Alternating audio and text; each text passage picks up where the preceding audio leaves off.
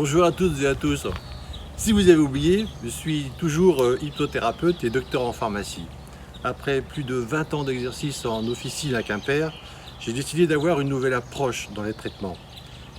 La formation d'hypnothérapeute me permet aujourd'hui de soulager autrement, avec une solide base médicale. En mars dernier, le Covid a complètement bouleversé nos habitudes et nos certitudes. Beaucoup d'entre nous ont été déstabilisés par le confinement depuis le 11 mai. Et j'ai une recrudescence de demandes de rendez-vous car cette crise sanitaire a vraiment augmenté le niveau de stress à chacun de nous et encore plus chez les personnes qui sont fragiles. Aussi, les symptômes physiques amplifient la peur de l'infection et ce pour plusieurs mois. La peur pour les mères avec des jeunes enfants d'être infectés ou à la fois de transmettre l'infection, le sentiment d'isolement dû au confinement.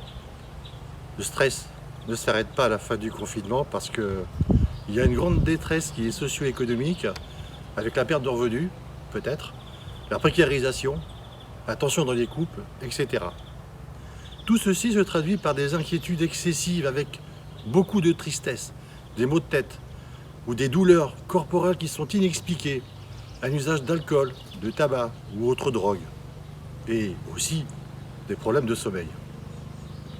Alors je prends du temps pour ma patientèle afin de les rassurer, mettre en place des ressources en travaillant sur des pensées qui sont positives, élaborer une stratégie sous hypnose pour mieux affronter son stress. La sortie du confinement engendre des émotions de soulagement aussi qui sont mêlées d'inquiétude, de peur, de colère.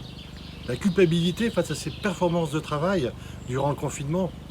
Aussi, mes interventions sont toujours empathiques, bienveillantes et centrées sur le besoin de mes patients.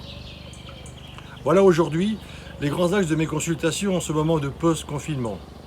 Comment mieux gérer son stress, comment mieux gérer ses douleurs chroniques et surtout, comment mieux gérer son sommeil. À très bientôt.